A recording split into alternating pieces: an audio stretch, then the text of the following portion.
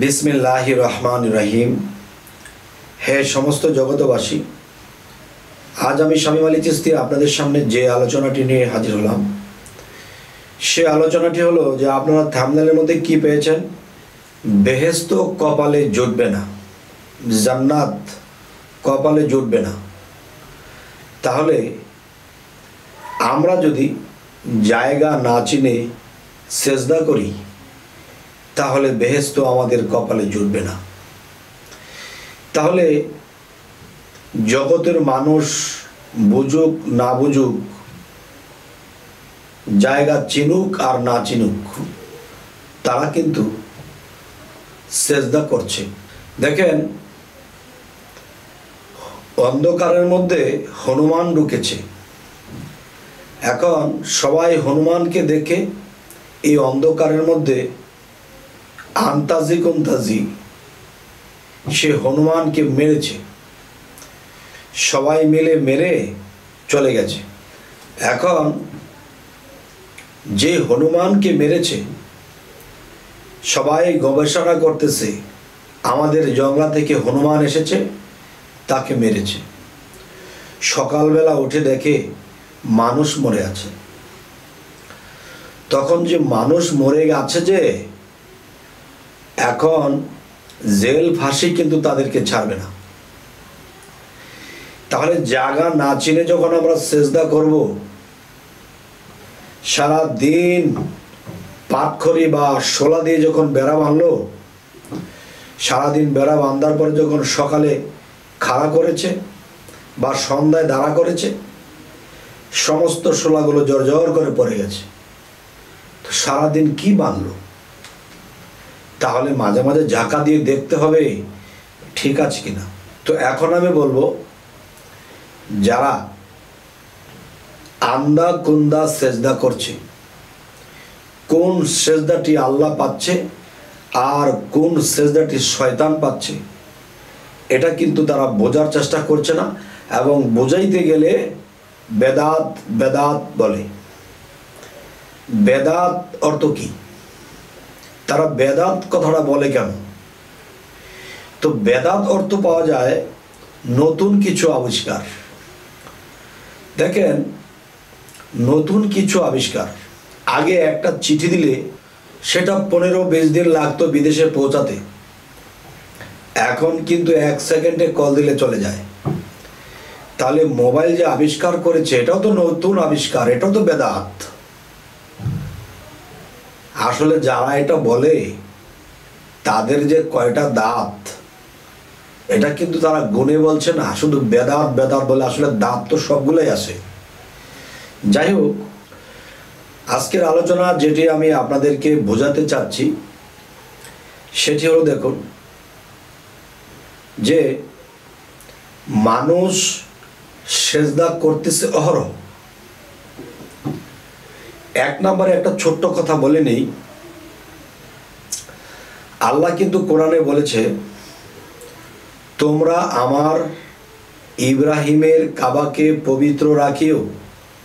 তার মানে আমরা পশ্চিমে সৌদি আরবের দিকে আমরা যে সেজদা করি সেই কাবাকে সামনে রেখে, এটার কথা আল্লাহ কি বলেছে? তোমরা আমার ইব্রাহিমের কাবাকে পবিত্র রাখিও। আবার কি বলেছে? তোমরা আমার কাবাকেও পবিত্র রাখিও। তাহলে ইব্রাহিমের কাবা বলতেছে, আবার বলতেছে তোমরা আমার কাবাকেও পবিত্র রাখিও।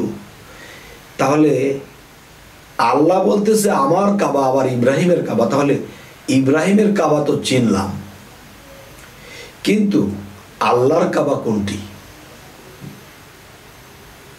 আল্লাহর কাবাকে চিনে যারা সেজদা না করবে, তাদের এই মানব জীবনটাই বিফল। আবার বেহেশত আর জান্নাত তো দূরের কথা। এই কথাগুলো শুনে কেউ মনে পাবেন না ব্যথা, এই অন্তরে রাখবেন গাথা। অবশ্যই এই কথাগুলো খেয়াল করে শুনুন, ভিডিওটি টানবেন না। তো এখন বিষয় হলো আল্লাহর কাবা।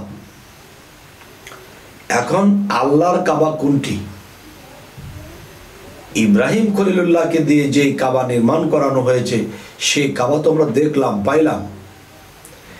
তাহলে আল্লাহ যদি বলে থাকে আমার কাবার দিকেও তোমরা সেজদা করো এবং আমার কাবাকেও তোমরা পবিত্র রাখিও। দেখেন, কাবা লিখতে কাফ আসে, ক আসে, কে আসে, কিন্তু দেখেন কালব লিখতেও কিন্তু কাফ আসে। তাই আমি বলতে চাই যে আল্লাহ কি কাল্পের কথা বলেছে, যে কাল্বে আমি আল্লাহর সিংহাসন, আমি সেই মুমিন ব্যক্তির কাল্বে আমি বসত করি, এই কথাটা কি আল্লাহ বোঝাতে চাইল? যে কাল্ব, এই কাল্বটাই যে আল্লাহর কাবা, এটাই কি বুঝবো নাকি অন্যদিকে খুঁজবো? তো এখন আমি আপনাদের সামনে যে কথাটি তুলে ধরব সেটি হলো, দেখুন যে আল্লাহ কিন্তু বলেছে, নবী রাসূলরাও বলেছে, ওলিয়া আউলিয়ারাও বলতেছে, এই সেজদা একমাত্র আল্লাহ পাবে, আল্লাহ ব্যতীত এই সেজদা কেউ পাবে না। যদি তাই হয়, আমি বলছি নির্ভয়, আপনারাও শুনুন, কাজে লাগাতে পারলে আপনারাও হয়ে যাবেন অক্ষয়, হবে ইনশাল্লাহ একদিন সেই জয়। দেখেন যে আল্লাহ যখন বলেছিল যে হে ফেরেশতা সকল, আমার আদমকে সেজদা করো, তাহলে আল্লাহর আদেশ অনুসারে সকল ফেরেশতাই সেজদা করেছিল, একজন করেনি। না করাতে সে শয়তান হয়ে গেছে। যাক, সেদিকে যাব না। আজকের মূলত বিষয় হলো কি, যে আল্লাহ ছাড়া কেউ সেজদা পাবে না। তাহলে আল্লাহ এটা কি বলল? যে আল্লাহ নিজে বলল আমার আদমকে সেজদা করো, তাহলে আদম তো আল্লাহ নয়। তাহলে আদম যদি আল্লাহ না হয়, তাহলে আল্লাহ ব্যতীত যদি কেউ সেজদা না পায়, তাহলে আল্লাহ কেন বলল আমার আদমকে সেজদা করো? এটা কেন বলল? আপনারা কি কেউ বলতে পারবেন? এখন আমি আপনাদের সামনে যে কথাটি তুলে ধরব, যে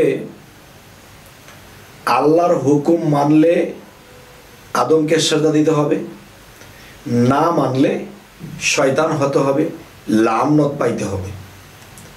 তো এখন সেই আদম ছিল আদি আদম, আমাদের প্রথম পুরুষ, আর আমরা বনি আদম, তার মানে সেই আদমের বংশধর। যদি আমরা সেই আদমের বংশধর হয়ে থাকি, তাহলে আমরাও তো আদম। তবে আদমের দিকে ফিরে যখন সেজদা করতে বলেছিল, এর কারণ কি?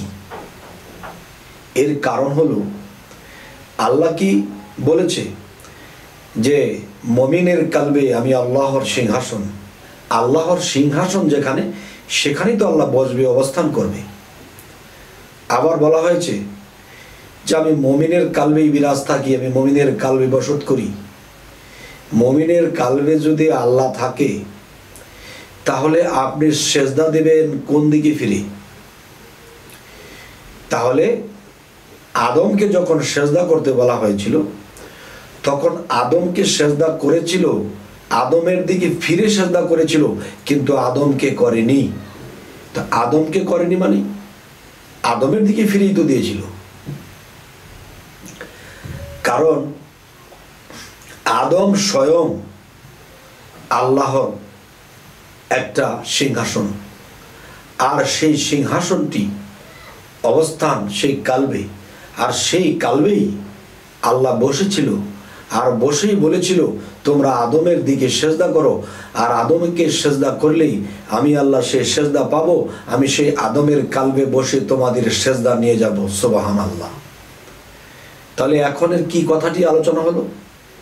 যে আল্লাহ আদমের কালবে বসে সেজদা নিয়ে গেল। ওই যে আল্লাহ বলেছে তোমরা আমার ইব্রাহিমের কাবাকেও পবিত্র রাখিও, আবার কি বলেছে তোমরা আমার কাবাকেও পবিত্র রাখিও এবং সেজদায় অবনত হও।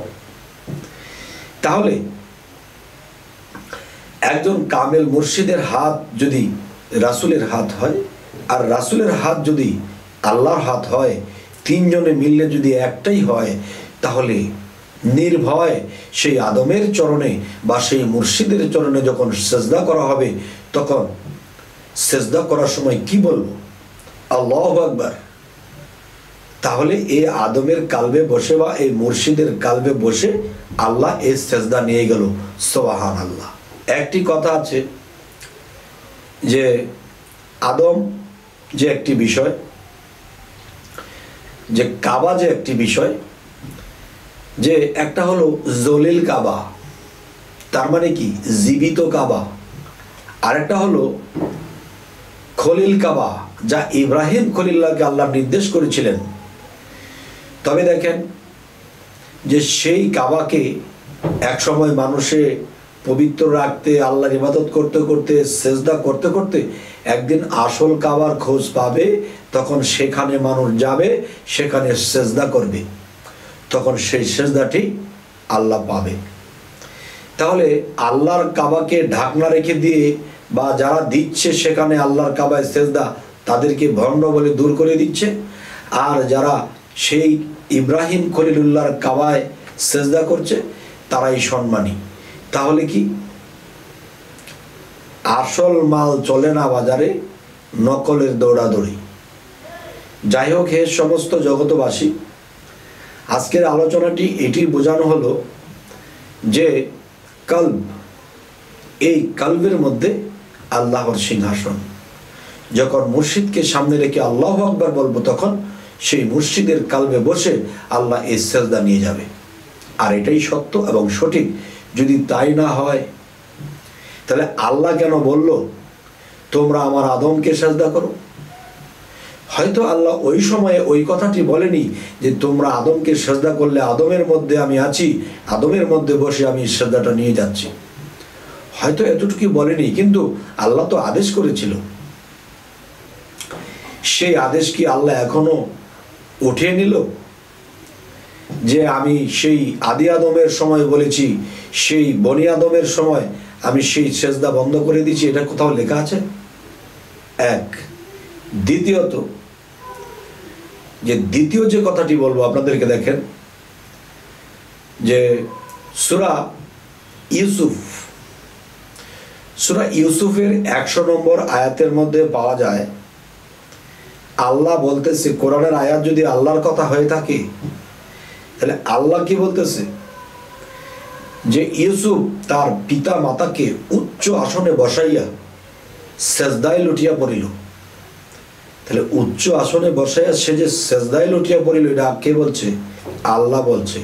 কিন্তু আল্লাহ কে কথা বলছে যে ইউসুফ একজন নবী হয়ে তার পিতামাতাকে উচ্চ আসনে বসাইয়া সেজদা করার কারণে তার প্রতি আল্লাহ রাগান্বিত হয়েছে, অসন্তুষ্ট হয়েছে, এই কথা কি বলেছে? বলে নাই। তাহলে সেই আদি আদমের সময় আল্লাহ আদমকে সেজদা করতে বলেছে, ইউসুফ তার পিতামাতাকে সামনে রেখেও সেজদা করেছে, এবং ইউসুফ আলাইহিস সালামকেও আকাশের তারা, চন্দ্র, সূর্য, তারা ইউসুফ আলাইহিস সালামকে সেজদা করেছে। তো ইউসুফ আলাইহিস সালাম তো মানুষ, তাকে তারা সেজদা করবে কেন? তার 11 ভাই, তার পিতা সহ কোনো একদিন সেখানে সেই ইউসুফকে সেজদা করেছে। তারা কি ভুল করেছে? এগুলো তো কোনো হাদিসের কথা নয়, কোরআনের আয়াতের কথা। যদি কোরআনের আয়াতের কথা হয়, আল্লাহর কথা কেউ কাঁদতে পারবে? হ্যাঁ। তবে একটা বিষয় কি, এই কোরআনটাকে এমন কিছু করা হয়েছে যে অনেক আয়াতকে লুকোচুরি করা হয়েছে অর্থের মাধ্যমে, তাফসিরের মাধ্যমে। আবার কিছু আয়াতকে এই 30 পারায় পাওয়া যাচ্ছে না। তার মানে এমন এক দল লোক ছিল যেই কথাগুলো তরিকতের বিষয়ে, আত্মজগতের সাধনার বিষয়ে অনেক কথাই ছিল যেগুলো গুম করা হয়েছে, 6666টা আয়াতের কথা বলা হয়, কিন্তু গুনলে এই 6666টা আয়াত নেই। তাহলে বোঝা গেল কি বাকি আয়াতগুলো পাওয়া যাচ্ছে না। তবে আজকের আলোচনাটি কি, জায়গা বুঝে সেজদা না দিলে কিংবা আল্লাহর কাবা না চিনিয়া সেজদা করলে তার কপালে জান্নাত বা বেহেশত জুটবে না। আজকের এই আলোচনাগুলো কি আমার সঠিক আছে না ব্যাঠিক আছে তাও জানাবেন। এবং দেখা যায় অনেকের মনে একটু কষ্ট পাবে, যেমন যারা শরীয়তের ইবাদত করতেছে তারা বলবে তাহলে কি আমরা ভুল করতেছি। আমি আপনাদের নলেজে দিয়েছি, এখন কোরআন ও হাদিসের কথাও বলেছি, যুক্তি উত্থাপন করেছি। যদি আপনার কাছে এর চেয়ে ভালো যুক্তি, এর চেয়ে ভালো জ্ঞানের শক্তি যদি থাকে তাহলে আমার কাছে উপস্থাপনা করুন। তাহলে আমি যেটা জানি না সেটা আপনাদের কাছ থেকে আমি শিখে নেব, শুনে নেব, জেনে নেব। তবে অবশ্যই সামনে ভালো ভালো আলোচনা পাওয়ার জন্য চ্যানেলটিকে সাবস্ক্রাইব করে নেবেন, পরবর্তীতে যেন ভালো আলোচনা দিতে পারি। তো সকলেই ভালো থাকবেন। আল্লাহ হাফিজ।